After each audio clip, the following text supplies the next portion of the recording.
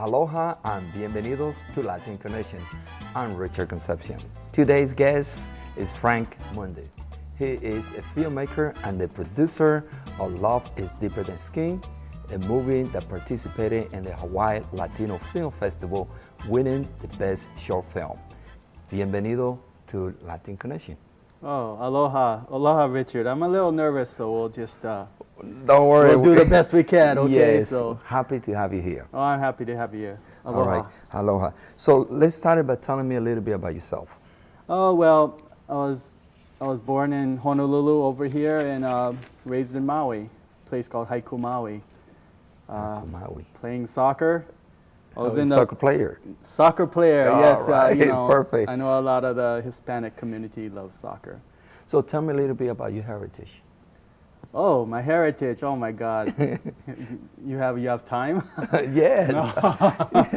Well, I'm half Japanese. Also got a little bit of Spanish, a lot of Caucasian on my dad's side. A little bit African American and a little bit of Cherokee. I said Spanish, right? It's a bit mixed. That's good. We all mix right here, right? All mixed up. All right. So tell me, what motivated you to become a filmmaker? What motivated me to become a filmmaker is YouTube. YouTube motivated me to become a filmmaker. But actually, let me go back a little. Yeah. Let me go back a little. Before YouTube came along, at 8 years old, I started writing scripts. I wanted to be a Hollywood filmmaker from 8 years old. Wow. Started by reading comic books. I love comic books, you know, all the Batman, Superman, all that stuff. So I started reading, started writing all these scripts, started playing with G.I. Joe and Star Wars and make them do a little bit of Hollywood scenes of my own. That's great. All kind of crazy stuff, just make them do war scenes. And So it was already in your it was DNA. all, and I'd write all these books and movies, and then I look back at them a few years ago, and I go, oh my God, they wouldn't make any. But that any was cuts, the beginner.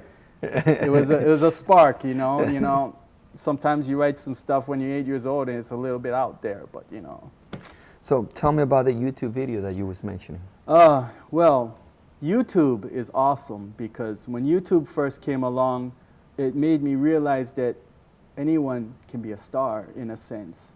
Not that I wanted to be a star, I had all these ideas I wanted to get out there.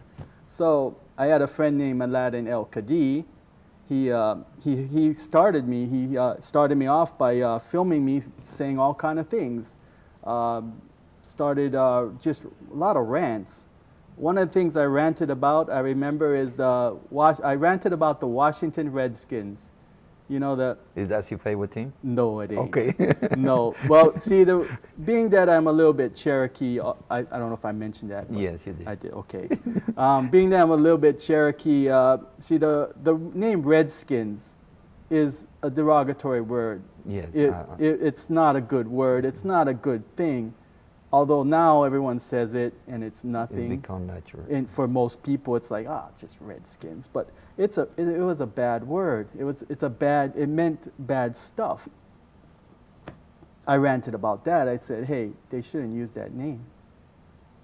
That was one of the things I talked about. Plus political stuff. And then I got into, later on, I just have my I'd have $100 camera, put a tripod, and it started saying a lot of Christian verses, or I'd say rants, or I'd just say good things I liked about the world, or it's all on YouTube and some on Vimeo. So YouTube and Vimeo are what started me becoming a filmmaker in a sense. So now that you're a filmmaker, what are some of the challenges that you face when you're creating a film?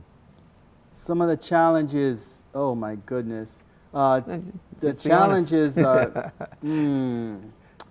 well, I'm a zero budget person, in a sense that my budget is not from crowdfunding sites, or I don't have investors, or I'm not, I don't have millions of dollars, obviously, but challenges is I'm spending my own money. I go to work, and do my job, you know, and then I spend my money to buy food and water and stuff for the crew, the cast and crew, that because I can't pay them because I don't have the money at this time. So some of the challenges come from, you know, having to spend my money, having to find people that will make the time, you know, find people that can make the Sunday, find, you know, the actors that are perfect for the roles, stuff like that. So what is some of the procedure that you use to be able to create the movies? So many different procedures. Well, any step that you say, okay, this should be first? Any recommendation? So some of the steps I use is well, I think of an idea.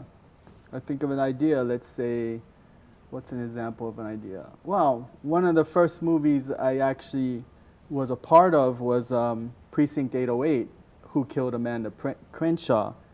It's on YouTube right now. It's in 2011 film. My friend Aladdin El-Kadi made it, and I helped write the script. It was basically about detectives solving the murder of a woman named Amanda Crenshaw.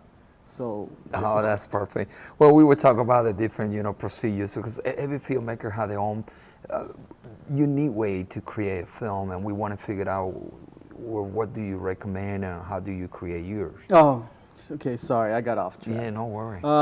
So, like, I think of an idea I want to do.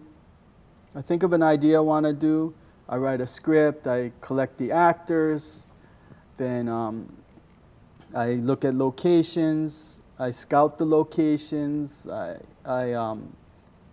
work with the actors. Nowadays, I'm doing stuff like we have rehearsals, and then we start shooting it. And then after we shoot all the scenes. I edit. I'm direct. A lot so of the you movies do everything. now, I'm direct. I do the directing. I do the producing. I do the camera. I've just started incorporating better sound because one of the struggles I have is, at my earlier movies I didn't have great sound. I didn't have the best cameras. But now as I get along, I'm getting better cameras and getting sound incorporated and stuff like that. Let's talk about Love is Deeper Than Skin. You took that film, it's about 5-6 minutes, and you turned it into something that was without any sound, but it have a good message. Can you talk to me about that movie? Well, I did the movie without sound because I didn't have the proper sound equipment, but I actually wanted to make a movie without sound because I wanted the actors and actresses to portray the movie using nonverbal language. That was actually the main thing. Love is Deeper Than Skin is a movie about inner beauty.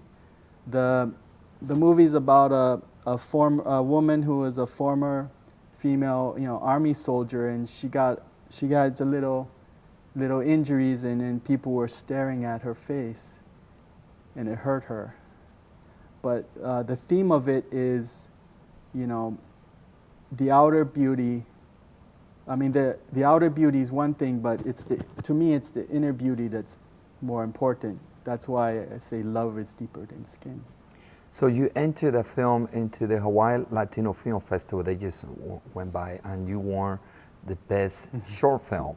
Yeah, I got lucky there. No, you did. No, I had a lot of good crew and a lot of great actors and actresses. This guy was in it too. And here is Frank trophy for the best short film. Thank you. For the 2017 Hawaii Latino Film Festival, which many people love it. They love the film, and they had a great time watching your film.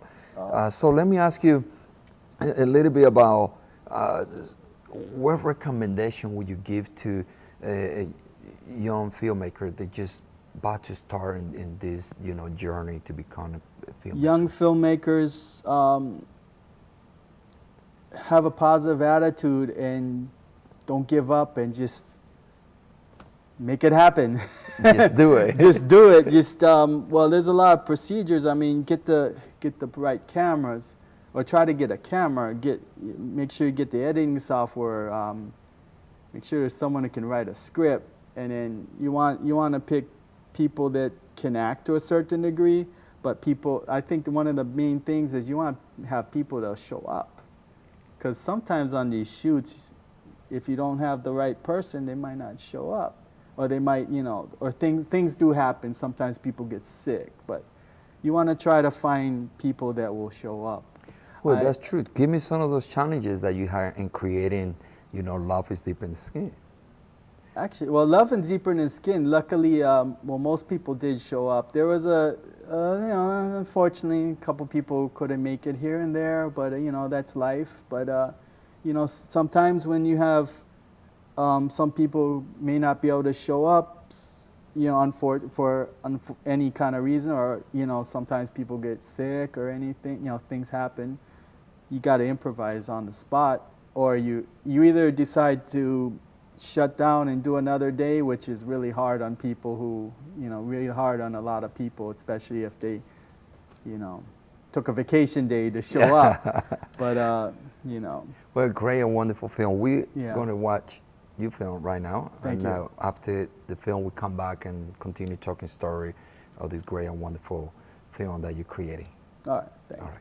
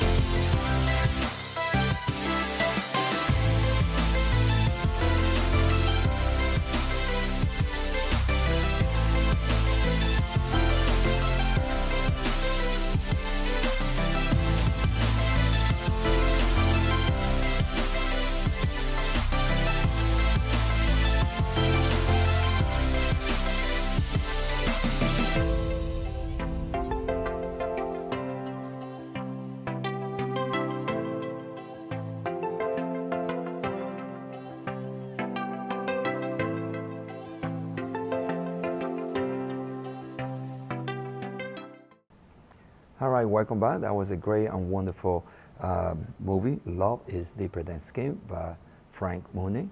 Thank you so much. I love it. Oh, gracias. You noticed he was in the film for a few seconds, right? Oh, thank you. A great He opportunity. was playing a Bible student. Well, let's talk about in the creation of the film. Here, it was here in Honolulu. Yes. And how long it took you to do all the editing, and why, you chose to go with that wonderful message about love is deep in the skin? Okay, so first question was about editing. Yeah. And how long it took me to edit? Yeah. Okay, so the first question about editing. Well, the movie only took took us about like 4 or 5 hours to shoot, and then there was maybe a couple pickup stuff here and there. So editing was actually pretty quick. I think it took me about 10 hours or so to edit in total. Because one of the things I like to do is I used to start off with these longer movies. In fact, I had this movie called The Parable of the Prodigal Daughter, which is on YouTube. It's had, which he was one of the main stars in. Oh, thank you so Yeah, much. you played a supporting role. He Yes. played the main character's dad, which had you had a big part of it. Has over 100,000 hits right now, which is pretty cool. But that's not the only movie you produce. How many other movies you have in YouTube that we can watch?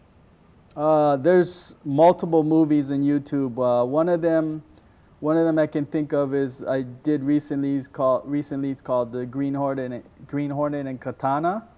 Another one is Green Hornet Robbery in Chinatown. My friend Eric Rice. What was that all about? My friend Eric Rice directed it. It was about the Green Hornet running around Chinatown chasing a criminal. Perfect. Which happened to be Eric Rice, who also directed it. He also directed it, but and then then I also have a movie called Demon Within. What was that? My friend Keone Maimori shot that, okay. And that was the first movie I really directed in 2014. But I had a lot of help by Keone and Eric Rice. They really helped me out to direct that, so that was pretty cool. Demon Within's about a guy who hears voices and he sees things. He saw a demon and angel, and the demon and the angel were trying to give him messages, and he was so confused. Oh, wow. And that was a pretty hard one. Parable of the Prodigal Daughter I mentioned, that's about, it kind of follows the biblical story in a sense, but in a modern version of it, where a woman starts off in Chicago and she comes to Honolulu and takes her father's, takes her inheritance from her father and just goes wild. Spend it. One of the themes about that is, one of the messages that I like to incorporate in the movie is about, it talks about human trafficking, how that's bad, and it talks about drug use, and I try to show how using drugs is bad because I'm not into drugs and I'm not into human trafficking. That's crazy. A lot of the movies I'm trying to do nowadays is I want to teach a message. That's good. The movies I'm doing in the future in general are going to be about certain messages about life. In fact, just now I'm working on a movie called The Photographer's Contract, which talks about basically two women who take certain types of pictures, and they pay this photographer money to take these certain type of pictures, but the contract the photographer gave them, they signed a contract basically giving the rights to the photos to the photographer. Oh, wow. And it happens a lot. And That's then, true. And things doesn't go right from there. Yeah, and it's based off of true stories. True story. There's a lot of people, particularly women, who take these photos and they pay someone to take the photos, but eventually later on they find out their photos are on the internet. Wow. Ouch. That's hard. But I'm teaching movies. A lot of the movies I'm doing is I want to teach, or I want to talk about morals, or I want to just entertain while doing morals. That's good. We all need some of that. That's great. Yeah. Let me ask you. So you also been working as an extra. So Oh, talk to me about. I was so lucky and blessed Yes, to be. please. I got to work on the Go for Broke movie. Very famous movie here in Hawaii. Yeah, famous movies. Stacy Hayashi. Hope I said your name right. Yeah, Hayashi. Yeah, I'm pretty sure I did. She helped produce it. Also, my friend Sam Campos was on it. Sam said your name. Seriously. Gotta give it credit. Yeah. Anyways, what you call? Bunch of my friends were on it, and I happened to be an extra. I was marching as a soldier, and I saw myself on the Hawaii International Film Festival, which was pretty cool. But my face was not shown. My face was showing down. But you was I there. got a lay. I got a lay, and my face was looking. I was looking down at the ground. I got a lay, and I saw my body. But I couldn't see my face. It's but okay. You know what? I'm glad I was on the HIF. I made the HIF, that was actually one of my goals in life was to to get a film on the HIF. But so I can say, hey, I was on the HIF for 1 second, even though my face was down towards the ground. It's all good. So let me ask you, any conflict because you produce, but also sometimes in your own movie, you become part of the movie as an extra. Any conflict, or is you do it like that because you want to be part of the movie, or just or you know what? actors? It's a little bit of Stan Lee in me. Okay.